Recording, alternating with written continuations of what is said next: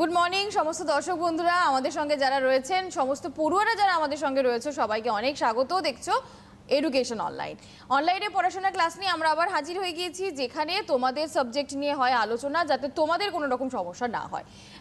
Class 9, 10, 11, 12 তোমাদের তো class শুরু হয়েছে 12 তারিখ থেকে। ক্লাস 9, ক্লাস 11 যারা রয়েছে তারা এখন অনেকেই স্কুলে যাচ্ছ। যারা এবছর মাধ্যমিক দিচ্ছ তারাও মোটামুটি যাচ্ছ অনেক ক্ষেত্রে স্কুলে, যদিও সামনে একেবারে পরীক্ষা। তো তোমাদের সবার জন্য কিন্তু এডুকেশন অনলাইন রয়েছে, বিভিন্ন সাবজেক্ট নিয়ে আমরা সেখানে তোমাদের পড়াশোনা ক্লাসটা চালিয়ে নিয়ে যাচ্ছি। আজকে আমরা আলোচনা করব ক্লাস 9-এর ভূগোল নিয়ে। একদম যারা ক্লাস 9-এ রয়েছো, ক্লাস 9-এর ভূগোল নিয়ে থাকবে আলোচনা। শুধু আমি সেটা বলবো না, একদম তোমরা নিজেদেরকে তৈরি করে ফেলো, সঙ্গে বই খাতা কলম নিয়ে একেবারে রেডি থাকো। যে আলোচনাগুলো হবে সেগুলো তো তোমরা মন দিয়ে শুনবেই, যে প্রশ্নগুলো আলোচনার মাধ্যমে উঠে আসবে সেগুলো তোমরা লিখে নেবে। তোমাদের যদি কোনো প্রশ্ন থাকে সেটা সরাসরি তোমরা করতে পারো। আজকে আমরা আলোচনার জন্য আমাদের সঙ্গে কিন্তু স্টুডিওতে পেয়ে গিয়েছি ভাটপাড়া উচ্চ বিদ্যালয় থেকে শিক্ষক পার্থ ভট্টাচার্যকে। স্যার আমাদের সঙ্গে রয়েছেন, অনেক স্বাগত স্যার আপনাকে অনুষ্ঠানে। স্যার আজকে রয়েছেন ভাটপাড়া উচ্চ বিদ্যালয় থেকে পার্থ ভট্টাচার্য, তোমাদেরকে পড়াবেন ক্লাস 9-এর ভূগোল, যেটা নিয়ে আমরা আলোচনা করব। এবং আজকে যে চ্যাপ্টারটা নিয়ে আলোচনা হবে সেটা হচ্ছে গ্রহরূপে পৃথিবী, তাই তো স্যার? হ্যাঁ, গ্রহরূপে পৃথিবী। ওর মধ্যে প্রথম যে অংশটা সেটা হচ্ছে পৃথিবীর আকার। আচ্ছা, তো প্রথমে আমি সিটিভিএন চ্যানেল কর্তৃপক্ষকে অশেষ ধন্যবাদ জানাই যে এই ধরনের একটা প্রোগ্রামের ব্যবস্থা রাখার জন্য। কারণ এই করোনার আবহে ছাত্রছাত্রীদের যে পরিমাণ ক্ষতি হয়েছে বিগত এইসব প্রোগ্রামের মাধ্যমে ছাত্রদের সেই পঠন পাঠনের ক্ষতি অনেকটাই পূরণ হয়। তো শিক্ষক হিসেবে আমাদেরও দায়িত্ব এই ধরনের প্রোগ্রামে অংশ নিয়ে যতখানি পারি ছাত্রদের পড়াশোনাটাকে এগিয়ে নিয়ে যায়। তো প্রথমে ছাত্রছাত্রীরা আমরা ক্লাস 9-এ যে ভূগোলটা পড়ছি, প্রাকৃতিক ভূগোলের অংশ, সেটা হচ্ছে গ্রহরূপের পৃথিবী। আমরা আগেই শুনে নিয়েছি। তা এর মধ্যে প্রথম যে অংশটা হচ্ছে পৃথিবীর আকার। আচ্ছা, এখন পৃথিবীর আকার সম্বন্ধে আগেকার দিনে মানুষের কী ধারণা ছিল? আগেকার দিনে মানুষের ধারণা ছিল যে পৃথিবী একটা চ্যাপ্টার সমতল ক্ষেত্রের মতো। তা পৃথিবী যে গোল এটা বুঝতে অনেক সময় লেগে গেছে। তো সেক্ষেত্রে পরবর্তীতে আমরা কতগুলো প্রমাণ, অপ্রত্যক্ষ প্রমাণ আগে আমরা দেখেছি, যেটার মাধ্যমে বিভিন্ন জনের বিভিন্ন জ্যোতির্বিদ বা ভূগোলবিদরা সময় সিদ্ধান্তে এসেছেন যে পৃথিবীর আকার গোলীয়। প্রথম বলা যেতে পারে যে অপ্রত্যক্ষ প্রমাণের মধ্যে এই সৌরজগতে যে অন্যান্য গ্রহগুলো আছে, অন্যান্য গ্রহগুলোর আকার যদি আমরা শক্তিশালী দূরবীক্ষণ যন্ত্রের সাহায্যে দেখি, তাহলে দেখবো যে পৃথিবী তাদের আকারটা গোল। তো পৃথিবীও তো একটা গ্রহ। তো পৃথিবী যদি গ্রহ হয়, স্বাভাবিক সিদ্ধান্ত কি হতে পারে? স্বাভাবিক সিদ্ধান্ত হতে পারে যে পৃথিবীর আকারও গোল হবে। তো সেক্ষেত্রে এটা একটা যেমন প্রমাণ হয়। এবার চন্দ্রগ্রহণ, আমরা জানি যে চন্দ্রগ্রহণেতে পৃথিবীর ছায়া চাঁদের ওপর পড়ে, চাঁদের ওপর পড়ার জন্যই চন্দ্রগ্রহণ হয়। তো প্রত্যেকটা চন্দ্রগ্রহণেই আমরা চাঁদের ওপর পতিত যে ছায়াটা পৃথিবী দেখেছি, সবটারই প্রান্ত বা সীমারেখাটা গলীয়ই দেখেছি। কখনো সেটা লম্বা হয় না, কখনো সেটা চৌকো হয় না, অন্য কোনো আকৃতি বিশিষ্ট হয় না, কিন্তু সবসময় গোলই হয়। তাহলে এখানেও একটা সিদ্ধান্তে আসা যেতে পারে যে পৃথিবীর গোল, তার ছায়াও গোলই পড়বে। ধরে এই চাঁদের ওপর যে পৃথিবীর ছায়াটা পড়ছে, এটা কিন্তু গোলই হচ্ছে, কখনো সেটা চৌকো বা লম্বা হচ্ছে না। তার মানে এখান থেকে সিদ্ধান্তে কি আসা যেতে পারে? পৃথিবীর আকার নিশ্চয়ই গোলীয়। গোলীয় বলেই তার ছায়াটা গোল হচ্ছে। পৃথিবী যদি গোল না হয়, অন্য কোনো আকৃতি বিশিষ্ট হতো, তো একবার না একবার পৃথিবীর প্রকৃত ছায়াটা তো চাঁদের ওপর আমরা বুঝতে পারতামই। তো এটা একটা প্রমাণের মধ্যে আসে। এরপরে ধরে যাক একটা দিগন্তের একটা ব্যাপার আছে। আমরা যদি একটা কোনো খোলা মাঠে দাঁড়াই, বিশাল প্রান্তর, সেখানে তাকালে আমরা দেখব কি আকাশটা যেন পুরো ছাতার মতো চক্রা আকারে ওই ভূপৃষ্ঠের সঙ্গে মিশে গেছে। আকাশ এবং পৃথিবীর যে আপাত মিলনস্থল, যেটাকে দেখেও আমাদের মনে হয় যে মিলে গেছে, দিকচক্রবাল, এইটা কিন্তু আমরা বলি দিগন্ত। আর চারদিকটাকে নিয়ে বলা হচ্ছে দিগন্ত রেখা, ইংরেজিতে বলে হোরাইজন। এবারে এই দিগন্ত রেখার যে আকৃতি সেটা সর্বদা গোলাকার থাকে।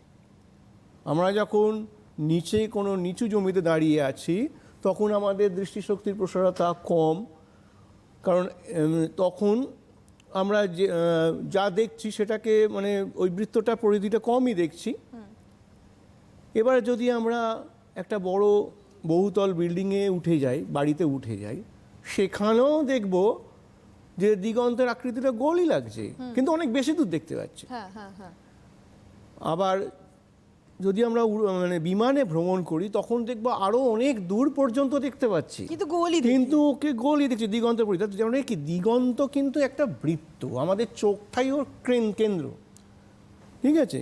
তো এবারে কিরম ব্যাপারটা দাঁড়াচ্ছে, যখন একটা ছবিতে আমরা বুঝতে পারি, আমরা যখন নিচুতে দাঁড়িয়ে আছি, খুব নিচু জায়গায়, আমরা অল্প দূর দেখতে পাচ্ছি কিন্তু দিগন্তের পরিধিটা আকৃতিটা গোলই দেখছি। সেখান থেকে যদি আমরা দ্বিতীয় অবস্থায় আমরা একটা বড় বাড়িতে উঠলাম, মাল্টি স্টোরি বিল্ডিংয়ে উঠলাম, সেখানে অনেক দূর পর্যন্ত দেখতে পাচ্ছি কিন্তু দিগন্তের পরিধি সেই গোলই লাগছে।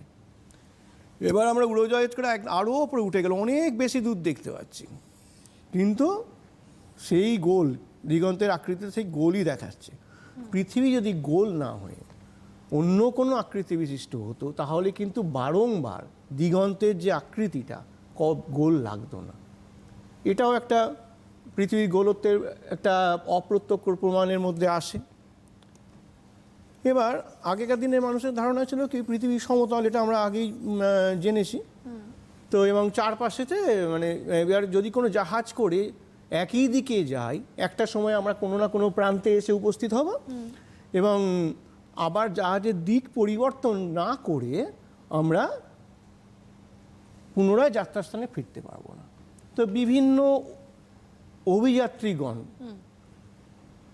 একই দিকে জাহাজ চালিয়ে পৃথিবী প্রদক্ষিণ করে এটা প্রমাণ করে দিয়েছেন যে পৃথিবীর আকার গোল। পৃথিবী যদি গোল না হয় তাহলে কিন্তু ওই দিক পরিবর্তন না করে আমরা আবার যাত্রাস্থানে ফিরতে পারি। কুক, ম্যাগেলান, ড্রেক এরা এইভাবে পৃথিবী প্রদক্ষিণ করেছে। তো ম্যাগেলান এইভাবে পৃথিবী প্রদক্ষিণ করতে গিয়ে প্রশান্ত মহাসাগরের বুকে একটা চিবু বলে একটা দ্বীপেতে উপস্থিত হন এবং সেখানে ওখানকার অধিবাসীদের সঙ্গে সংঘর্ষে নিহত হন। পরবর্তীকালে তার আরেকজন সহযোগী সেই জাহাজ নিয়ে তাদের যাত্রাস্থানে ফিরে আসেন। এইভাবে যাত্রাটা তখন সম্পূর্ণ হয়। তাহলে পৃথিবীর আকার গোল না হলে কখনোই জাহাজের মুখ না ঘুরিয়ে আমরা যাত্রাস্থানে ফিরতে পারতাম না। এটাও একটা পৃথিবী গোলত্বের প্রমাণের মধ্যেই আসে। এবার যদি দেখি যে পৃথিবী যদি সমতল হতো, পৃথিবী যদি সমতল হতো আমরা কি দেখতাম?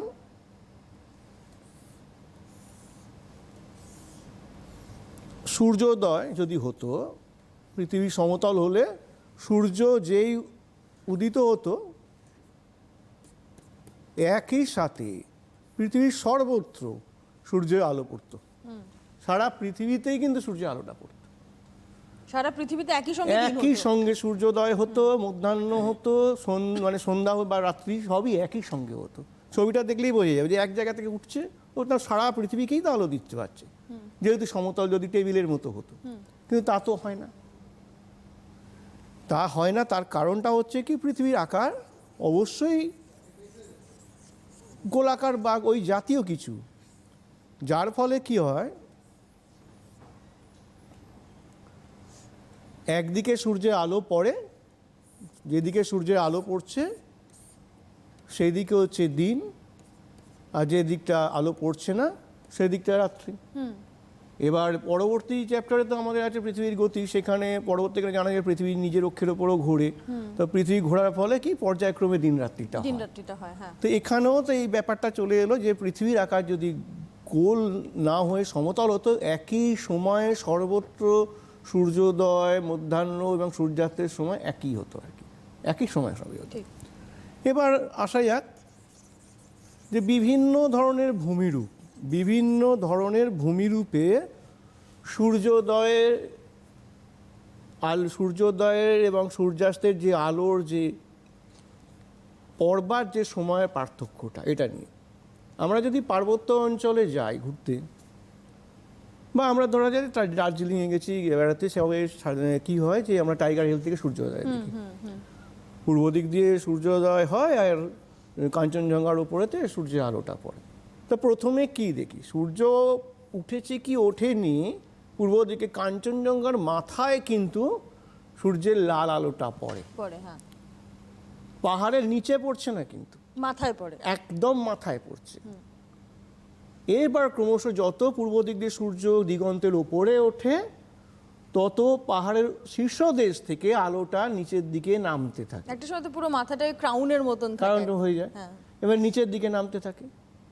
আবার যদি সন্ধ্যাবেলায় কোনো জায়গায় পার্বত্য অঞ্চলে আমরা থাকি, বিকেলবেলার দিকে দেখবো সব থেকে প্রথমে উপত্যকাটায় অন্ধকার হয়ে গেল। হ্যাঁ, আলোটা আস্তে আস্তে উঠতে থাকে। হ্যাঁ, এবার ক্রমশ পাহাড়ের ওপর দিকে লাইটটা উঠছে। তো এটা কেন হচ্ছে? যে পৃথিবী যদি সমতল হতো এরম হতো কি? না, হতো না। তার কারণটা হচ্ছে কি, আমরা যদি একটা ছবি আঁকি, এখান থেকে পরিষ্কার ব্যাপারটা এসে যাবে।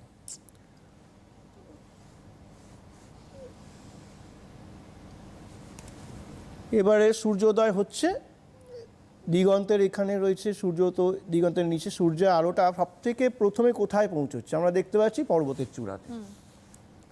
এবার যত ক্রমশ দিগন্তের ওপরে উঠবে তবে সূর্যের আলোটা অন্যান্য ভূমিরূপে পড়বে।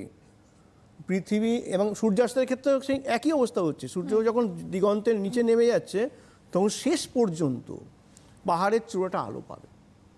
পৃথিবী যদি সমতল হতো তাহলে আমরা কি দেখতাম? পৃথিবী যদি সমতল হতো তো যে কোনো ভূমিরূপই হোক না কেন, সূর্যের আলো একসঙ্গেই সব জায়গাতে পড়তো, সব ধরনের ভূমিরূপে পড়তো, এরকম স্টেপ বাই স্টেপ হতো না।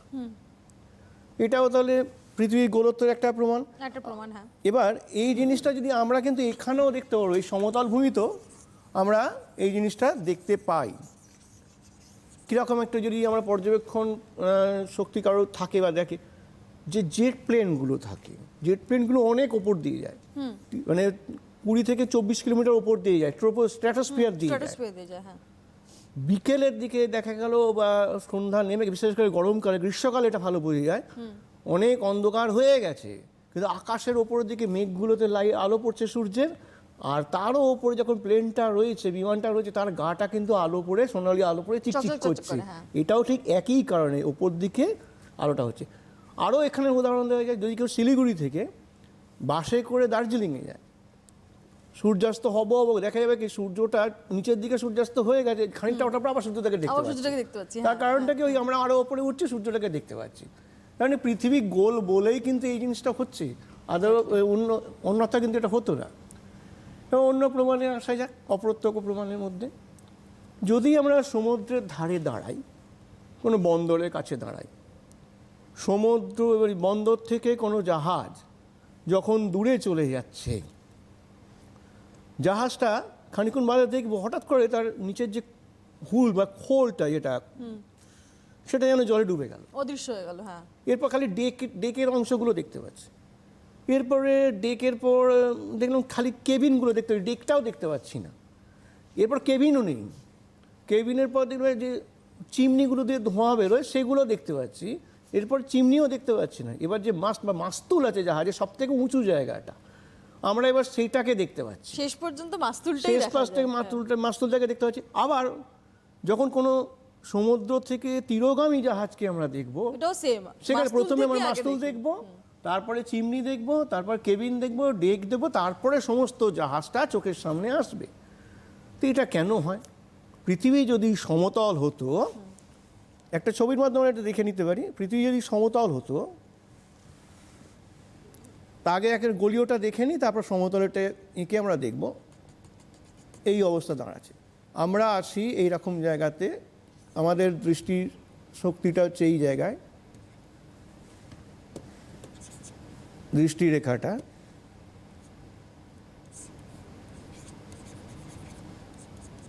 এটা আমাদের দৃষ্টিরেখা। জাহাজটা যখন এইখানে আছে, পুরো জাহাজটাকে দেখতে পাচ্ছি। জাহাজটা এই দিক থেকে ওদিকে যাচ্ছে, জাহাজটা যখন এইখানে চলে গেল, এর খানিকটা অংশ কিন্তু ডুবে গেছে। আবার এইখানে যখন চলে গেল তখন খালি জাহাজের কেবিনগুলো দেখতে পাচ্ছি। আর এইখানে যখন জাহাজটা চলে গেল, জাহাজে খালি মাস্তুলটাকে দেখতে পাচ্ছি, কারণ আমাদের দৃষ্টির রেখাটা হচ্ছে এই জায়গাটা। এই ছবিটাকেই যদি আমরা ঘুরিয়ে নিই, তাহলে আমরা সমুদ্র থেকে তীরগামী জাহাজ, তীরমুখী জাহাজের ব্যাপারটা বুঝতে পারবো। একই জিনিস, দূরে যখন রয়েছে খালি মাস্তুল দেখছি, আর একটু হওয়ার পর ডেকটা দেখতে পাচ্ছি, তার একটু আবার যাওয়ার পর এইখানে আমরা কেবিনগুলো দেখতে পাচ্ছি। এবার সামনে যখন চলে এলো তখন পুরো জাহাজটা, অর্থাৎ কি কেন হচ্ছে না, পৃথিবী যেহেতু গোল, এর যে বক্র অংশটা, এই বেঁকা অংশটা আমাদের দৃষ্টিকে আড়াল করে রাখছে। যদি সমতল হতো, পৃথিবী যদি সমতল হতো, তাহলে কি হতো?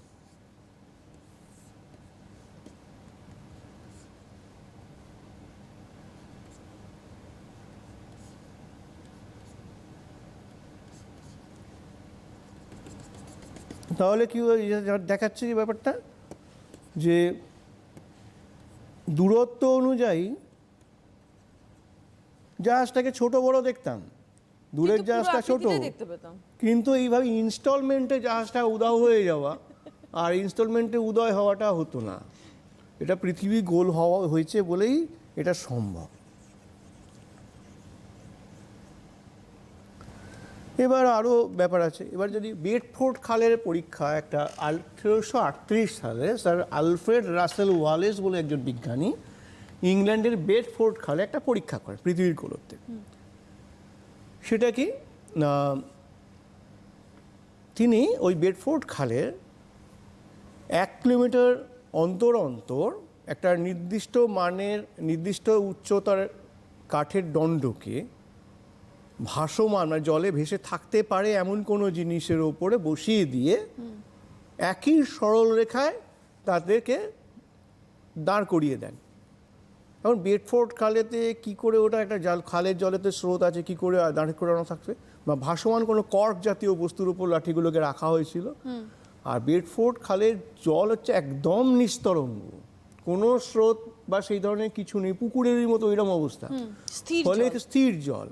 ফলে বেডফোর্ড খালেতে এই পরীক্ষাটা। আর কেন খালের ওপর কেন পরীক্ষা না, খালে আমরা জানি জল যে পাত্রেই রাখো তার উপরিতলটা কিন্তু সমতলই হয়, সেই কারণে জলভাগের ওপরই পরীক্ষাটা হয়েছে, কোনো স্থলভাগের ওপর এই পরীক্ষাটা করা সম্ভব না, কারণ স্থলভাগে স্বাভাবিকভাবে উচ্চতা উঁচু নিচু থাকে বিভিন্ন জায়গায়, সুতরাং স্থলভাগে এই পরীক্ষাটা সম্ভব না। তো এবার ওই 1 কিলোমিটার অন্তর অন্তর 3টে কাঠের দণ্ডকে যখন তিনি ভাসিয়ে রাখলেন, সেখানে কি দেখা গেল, এই জাহাজের পরীক্ষাটা আমরা যেটা দেখলাম ব্যাপারটা একই হবে। সেখানে দাঁড়াচ্ছে কি,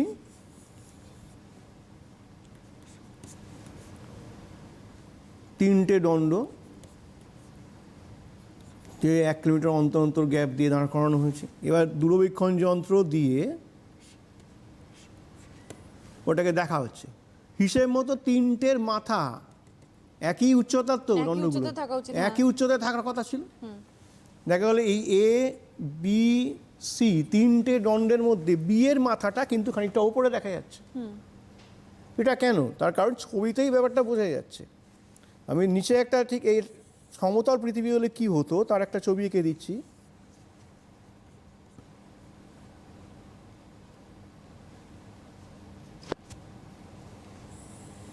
তিনজনের মাথা কিন্তু একই উচ্চতায় দেখা যেত যদি সমতল হতো। এখানেও একই ব্যাপার, পৃথিবী গোলীয় বলে এর বেঁকা যে অংশটা, এই বেঁকা অংশটা আমাদের, এই বেঁকা অংশটার জন্যই এই মাঝের দণ্ডটি একটু ওপরে অবস্থান করেছে। এটা থেকেও প্রমাণ হয় যে পৃথিবীর আকার গোল। এরপরে আমরা চলে আসি ধ্রুবতারার ব্যাপারে। ধ্রুবতারার অবস্থান আমরা জানি উত্তর মেরুতে একদম মাথার ওপরেতে, একদম মাথার ওপরেতে। এবারে অর্থাৎ ধ্রুবতারার ছবি যদি উত্তর মেরু থেকে কাউকে তুলতে হয়, তাকে মাটিতে শুয়ে পড়ে ওপর দিকে তাকিয়ে তুলতে হবে, কারণ 90 ডিগ্রি ধ্রুবতারার উন্নতি কোণ উত্তর মেরুতে 90 ডিগ্রি। এবার ধ্রুবতারা উত্তর মেরু থেকে কেউ নিরক্ষরেখার দিকে আসছে, মানে অবাক ব্যাপার, দেখা যাবে কি ধ্রুবতারাটাও আমাদের সঙ্গে সঙ্গে নেমে আসছে, যে আসছে বা ওই অভিযাত্রীর সঙ্গে সঙ্গে তলার দিকে নামতে থাকছে, এবং নিরক্ষরেখার কাছে এসে সে তাকে আর দেখাই প্রায় যাচ্ছে না, কারণ দিগন্তের আড়ালে সে হারিয়ে গেছে। মানে নিরক্ষরেখায় ধ্রুবতারার উন্নতি কোণ 0 ডিগ্রি, মেরুতে হচ্ছে 90 ডিগ্রি। 90 ডিগ্রি। এটা কেন হয়? পৃথিবী যদি সমতল হতো সব জায়গা থেকে তো একই হতো, সব জায়গা থেকেই একই হতো, তাহলে এটা কেন হচ্ছে? তার কারণ অবশ্যই পৃথিবীর আকার গোল, গোল বলেই না এটা হবে, কারণ একটা ছবিতে এটা পরিষ্কার বোঝা যাবে।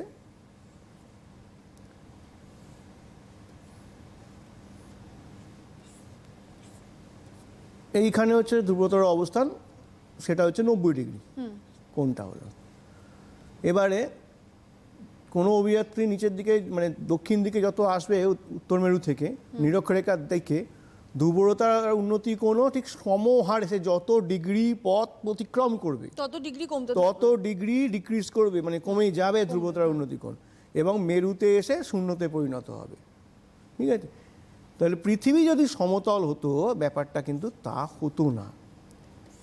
ধ্রুবতারাকে এখানে যা দেখতাম, এই জায়গা থেকে যে ডিগ্রিতে দেখতাম মোটামুটি একই প্রায় ডিগ্রিতে, এই জায়গা থেকে দেখতাম, এখান থেকেও তাই একই জায়গা থেকে। তাহলে এর থেকেও প্রমাণিত হয় পৃথিবীর আকার গোলীয় বলেই ধ্রুবতারার এই ধরনের কৌণিক সরণটা দেখা যায়।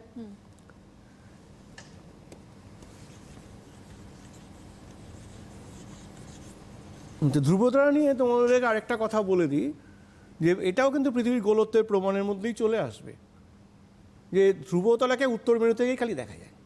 হ্যাঁ, এটাও একটা কথা। দক্ষিণ মেরু থেকে দক্ষিণ মেরু থেকে কেন দেখা যায় না? তার কারণ পৃথিবীর যে গোলীয় অংশটা আমাদের দৃষ্টিকে আড়াল করে রাখে। ধরো যায় কি ছবিটা দেখা যায়, ধ্রুবতারা যদি উত্তর মেরুতে মাথার উপর থাকে, এই জায়গায় যদি ধ্রুবতারার অবস্থান হয়, এখানে যে আছে, এখানে যে ব্যক্তি হয়েছে সে ধ্রুবতারাকে দেখবে কি করে? পৃথিবীর এই অংশটা তো আড়াল করে দিচ্ছে তাকে। এই কারণে দক্ষিণ গোলার্ধে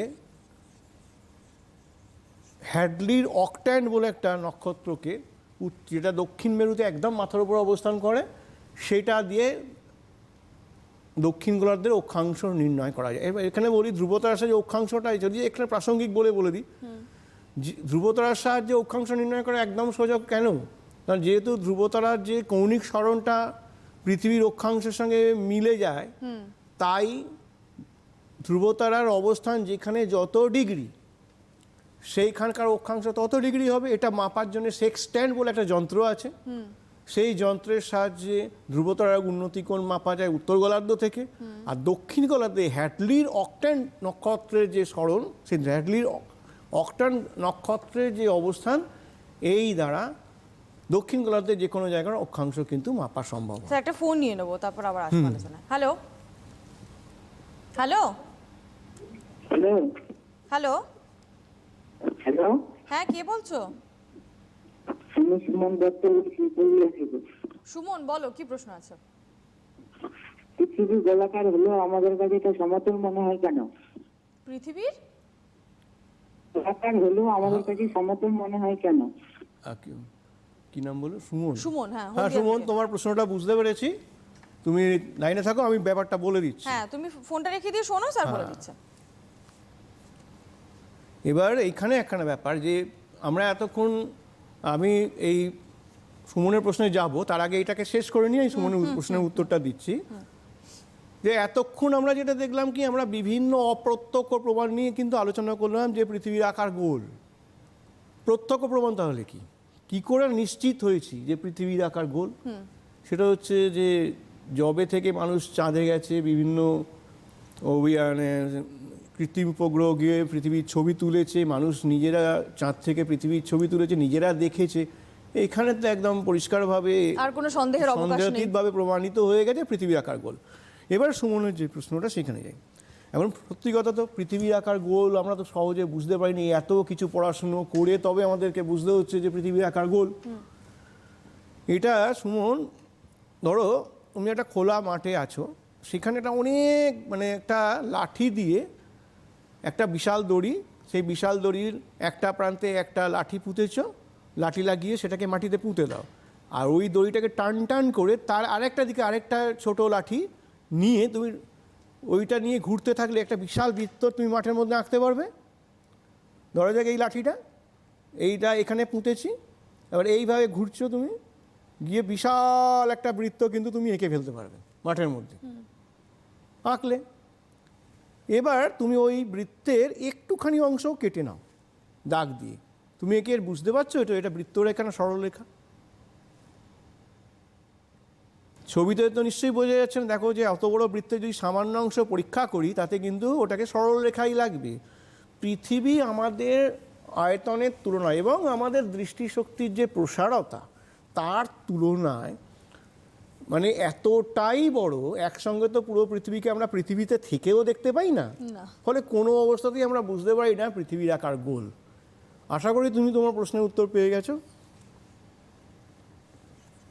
তোমাদের যদি আরো কোনো প্রশ্ন থাকে তোমরা কিন্তু সরাসরি ফোন করতে পারো, স্যার আছেন। এবং আজকে আমরা যেহেতু গ্রহরূপে পৃথিবীর একদম যে পৃথিবীর আকার অংশটা সেটা নিয়ে তোমাদের সাথে আলোচনা হচ্ছে, যেরকম সুমন ওর মনে কোনো একটা ডাউট ছিল সেটা প্রশ্নটা জিজ্ঞেস করেছে, তোমরাও যারা অনুষ্ঠান দেখছো যদি কোনো প্রশ্ন থাকে অবশ্যই জিজ্ঞেস করতে পারো। আচ্ছা, এবার ঠিক আছে, আমাদের তো হ্যাঁ। পৃথিবীর গোলত্বের আকারটা সম্বন্ধে পড়া হয়ে গেল, ওটা মোটামুটি আমরা বুঝে গেছি। এ নিয়ে প্রশ্ন হয়েছে। প্রত্যক্ষ প্রমাণ অপ্রত্যক্ষ প্রত্যক্ষ প্রমাণ প্রমাণ আমরা সবটাই। বুঝে গেছি। এবার আমরা এর দ্বিতীয় অংশে আসবো। মূল যে অংশগুলোতেই আমি আলোকপাত করছি। এতক্ষণ আমরা জানলাম যে পৃথিবীর আকার গোল। প্রথমে মানুষের মনে দ্বন্দ্ব ছিল না না গোল সমতল না গোল, তা সেটা বুঝলাম। এখন বলা হচ্ছে না, পৃথিবীর আকার তো গোল না, ওটা অভিগত গোলক। অভিগত গোলক মানে কি? সেটা আবার কি জিনিস? প্রায় গোলক। প্রায় গোলক মানে একটা গোল, মানে একটা গোলক হলে তার একটা সেন্টার থাকবে, একটা কেন্দ্র থাকবে, সেই কেন্দ্র থেকে সেই গোলকের বিভিন্ন প্রান্তের দূরত্ব সমান হওয়া উচিত। পৃথিবীর ক্ষেত্রে সেটা না, সেই কারণে হচ্ছে পৃথিবী হচ্ছে অভিগত গোলক। তাহলে এর প্রমাণ কি? তো পৃথিবীর যে নিরক্ষীয় ব্যাস, নিরক্ষরেখা বরাবর যে ব্যাস এবং মেরু ব্যাস, এই দুটোর মধ্যে কিন্তু 43, এটা হচ্ছে 12,757 কিলোমিটার, আর এটা হচ্ছে 12,714 কিলোমিটার। 43 কিলোমিটারের একটা ডিফারেন্স হয়েছে। তার মানে পৃথিবী পুরো গোল নয়। যদি পুরো গোল হতো তাহলে কিন্তু পৃথিবীর দুটো ব্যাস, নিরক্ষীয় ব্যাস এবং মেরু ব্যাস দুটোই 12,757 হ্যাঁ একদম সমান হতো। তাহলে এখান থেকে প্রমাণ হয় কি যে পৃথিবী পুরো গোল না, আদর্শ গোলক নয়। আদর্শ গোলক না। এটা এই আকৃতিটাকে বলা হচ্ছে যে অভিগত গোলক। এখন দ্বিতীয় ব্যাপারে চলে যাওয়া যাক, যে অভিগত গোলকটা আমরা জেনে গেলাম যে কেন, যা মাপ করে দেখা হলো যে না এটা পুরো গোল নয়, মাপের পার্থক্য রয়েছে। এবার যেটা হচ্ছে যে কেন এরকম হলো, পৃথিবী অভিগত গোলক কেন হলো, বা পৃথিবীর ক্ষেত্রে অভিগত গোলক হওয়ার থেকে অভিগত গোলক হওয়াই স্বাভাবিক ব্যাপার। কেন? জন্ম মুহূর্তে পৃথিবী কি অবস্থায় ছিল তোমরা নিশ্চয়ই জানো, নিচু ক্লাসে পড়েছে, যে একটা উত্তপ্ত গ্যাসীয় পিণ্ড ছিল।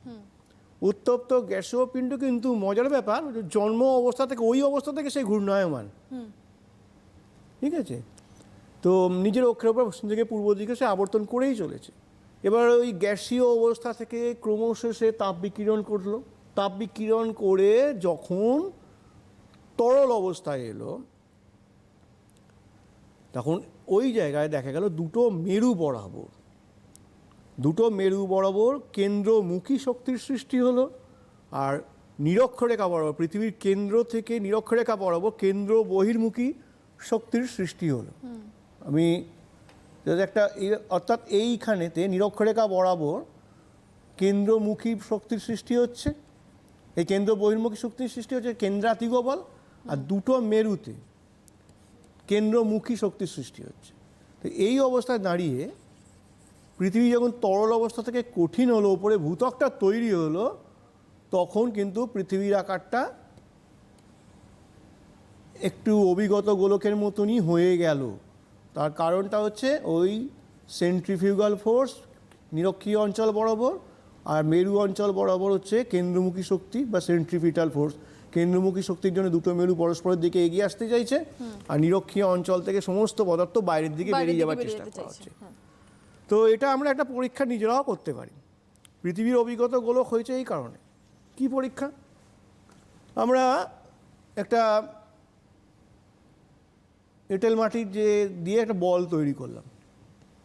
খুব নরম কাদা নয়, একটু শক্ত কাদাতে ভাব থাকবে, তার মধ্যে দিয়ে একটা দণ্ডকে লম্বা প্রবেশ করিয়ে দিলাম, এইভাবে প্রবেশ করালাম।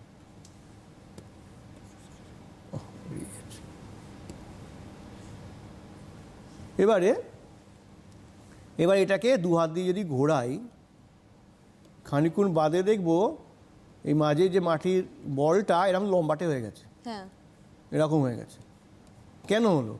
এইখানেতে হয়েছে কেন্দ্রমুখী শক্তি, এখানে হয়েছে কেন্দ্রমুখী শক্তি, আর এইখানটা হয়েছে কেন্দ্র বহির্মুখী শক্তির জন্য মাঝখানটা ফুলে গেছে, দুটো প্রান্ত চেপে গেল।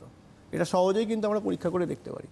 তো পৃথিবী অভিগত গোলক হওয়ার কারণটা কিন্তু এটা, ওই ঘূর্ণনটাই হচ্ছে আসল।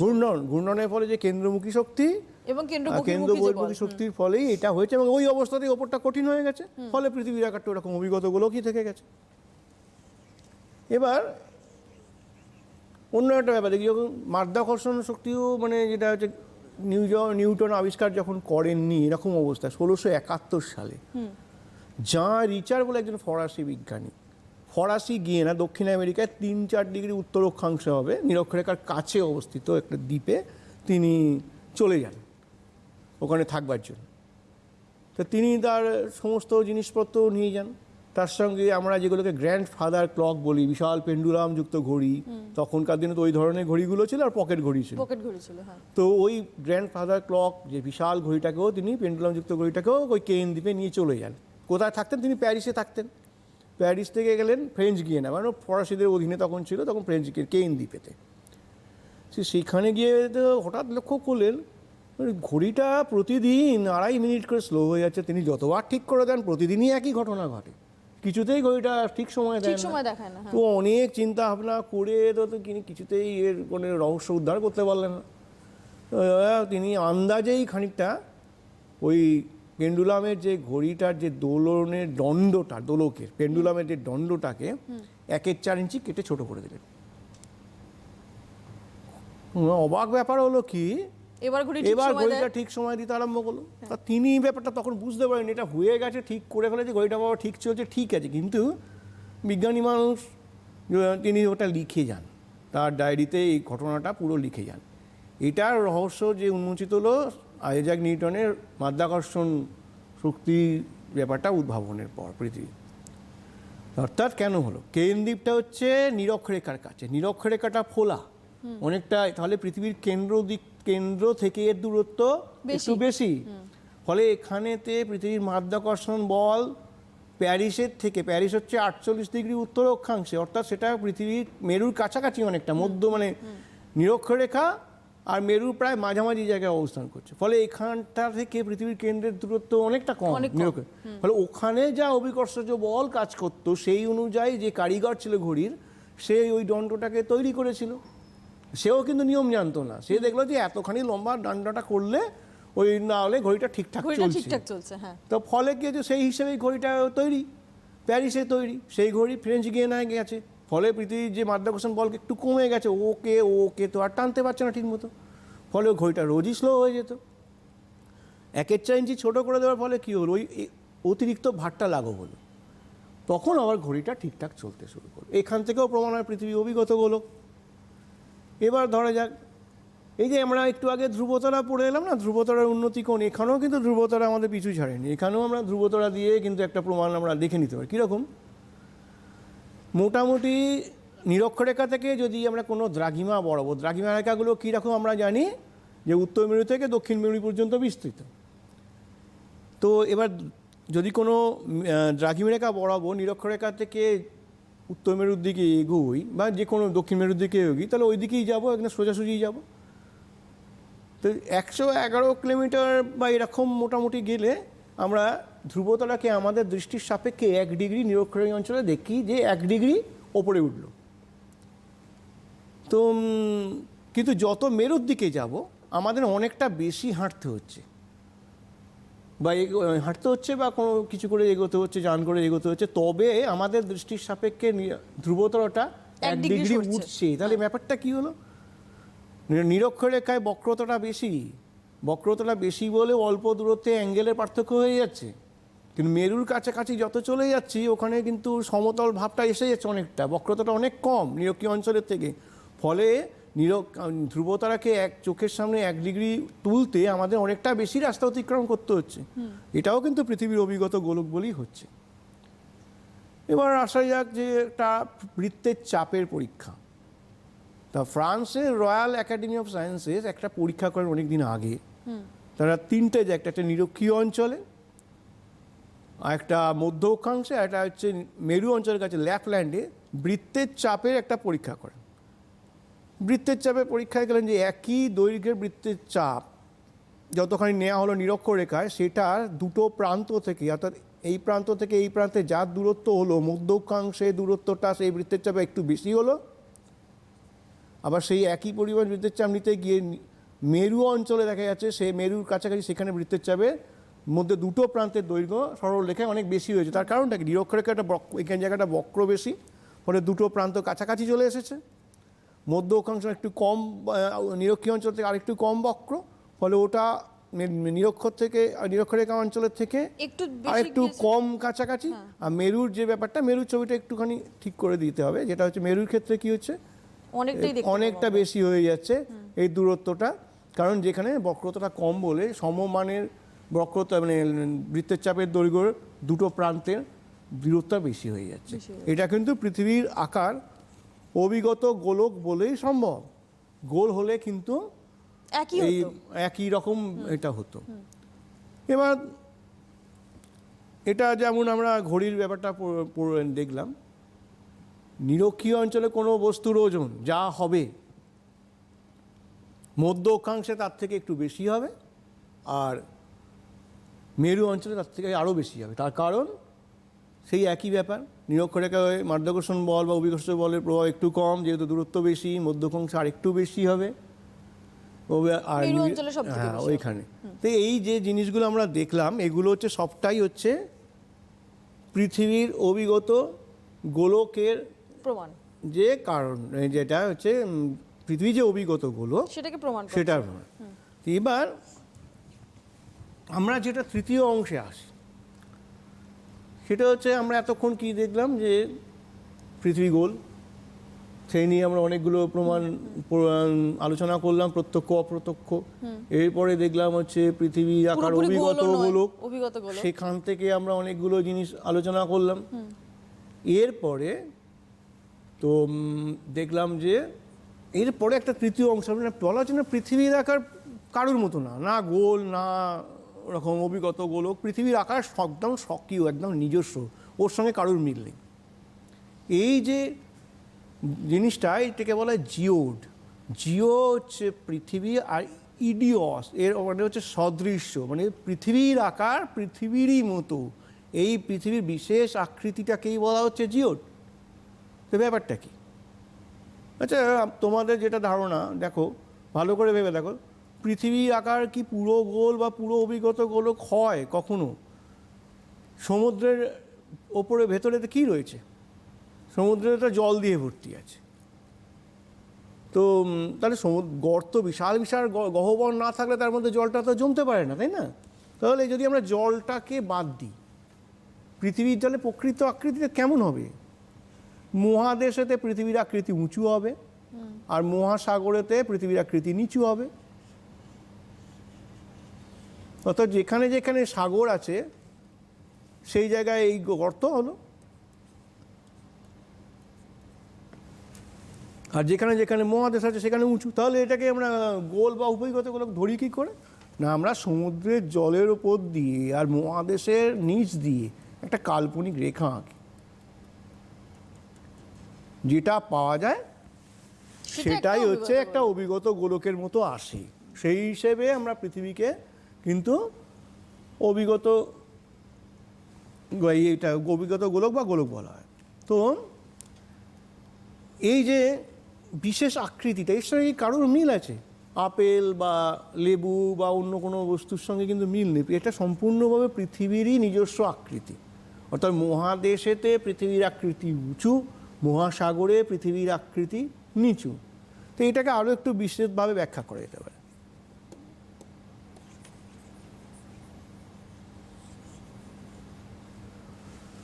পৃথিবীর সব থেকে উঁচু জায়গা হচ্ছে, আমরা জানি, মাউন্ট এভারেস্ট, ৮,৮৪৮ মিটার। এবার সব থেকে নিচু জায়গা প্রশান্ত মহাসাগরের মারিয়ানা খাতের মধ্যে চ্যালেঞ্জার ডেপ, যেটা প্রায় 11,000 মিটার। তাহলে একটা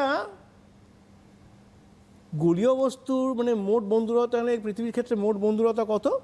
সবথেকে উঁচু জায়গা সবথেকে নিচু জায়গা মধ্যে 20 কিলোমিটার, মানে 20,000 মিটার। একটা গোলীয় বস্তুর কি এই পরিমাণ বন্ধুরতা থাকতে পারে? না।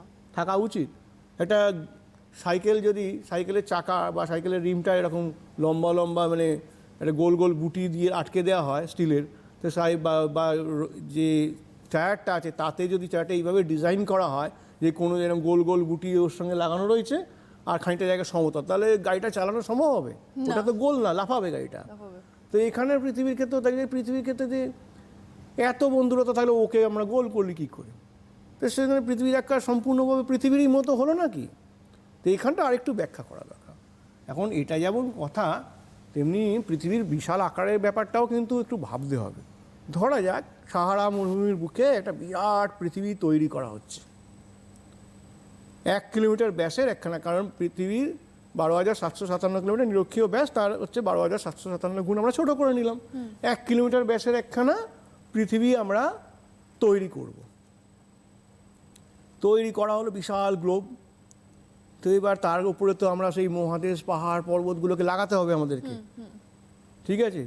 তো কি হবে তাহলে? মাউন্ট এভারেস্ট কতখানি উঁচু হবে? একটা মুসুর ডালের মতো উঁচু হবে।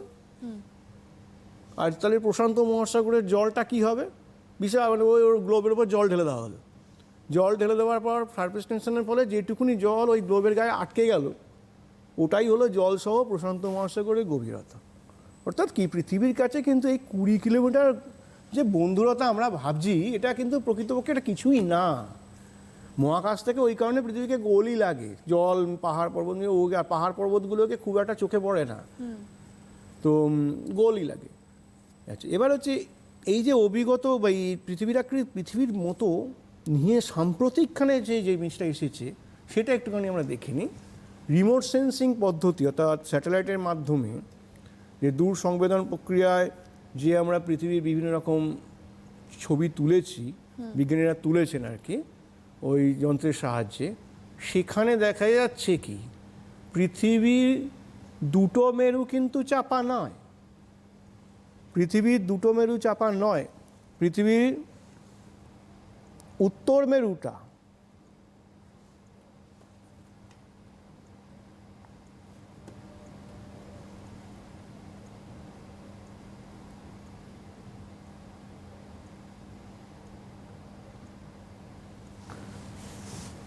এটা আঁকতে বেশ একটু শক্ত আছে, এই আঁকাটা মানে সহজে আঁকা যায় না। আমি জাস্ট বোঝানোর জন্য করছি, এটা তো বুঝে না। এই উত্তর মেরুটা 8 মিটার মতো অতি উঁচু আর কি। উত্তর মেরুটা আমি একটা গোলের সাহায্যে এঁকে দেখে আরও সুবিধা হবে তোমাদের বুঝতে। আমরা জানি যে দুটো মেরু চাপা, তো এখানে দেখা যাচ্ছে কি পৃথিবীর উত্তর মেরুটা 8 মিটার মতো ওপরে উঠে গেছে, দক্ষিণ মেরুটা 8 মিটার মতো বাইরে বেরিয়ে এসে এই ভেতরে ঢুকে গেছে এখানে।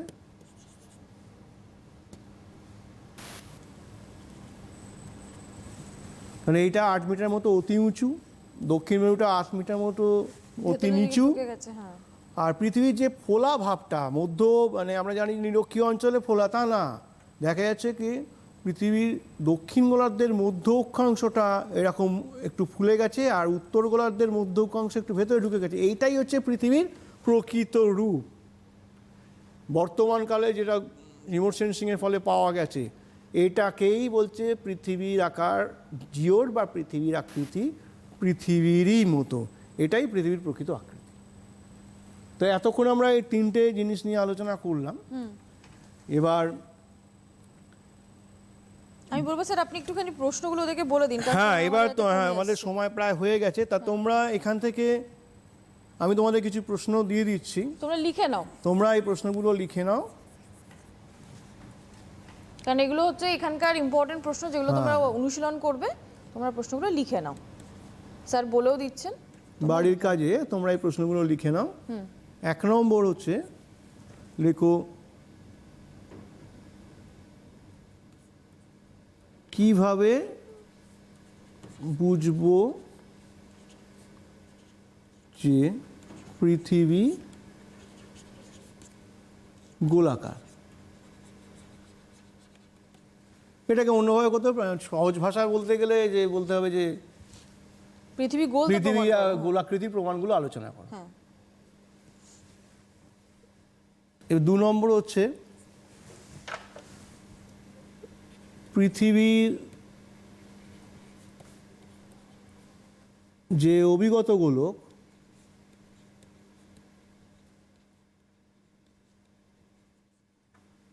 সেটা কি করে বুঝবো?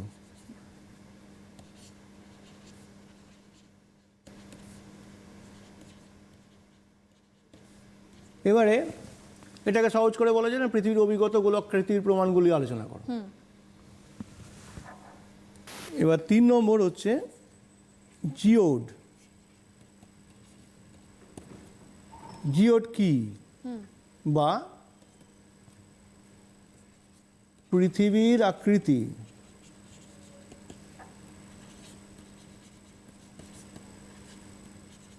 পৃথিবীরই মতো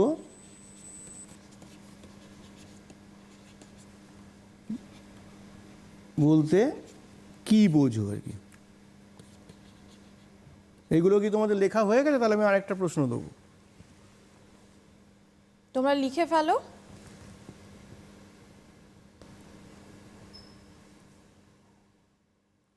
পর আমরা আরেকটা প্রশ্ন দিয়ে দেবো।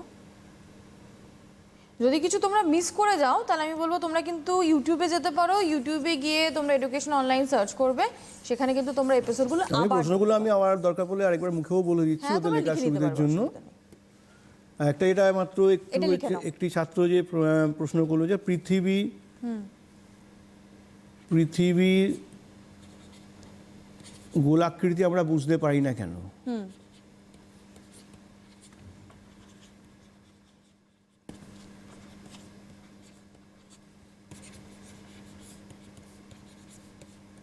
এটা একটা অ্যাপ্লিকেশনের প্রশ্ন, প্রয়োগমূলক প্রশ্ন। এটাও তোমরা ভালো করে, এগুলো আমরা কিন্তু প্রত্যেকটা প্রশ্নই ভালো করে আলোচনা করে নিয়েছি এখানে, ফলে এক্ষেত্রে আমাদের বুঝতে কোনো অসুবিধা হওয়ার কথা নয়। তো আজকে আমাদের আলোচনার বিষয়ের মধ্যে এইগুলোই রয়েছে।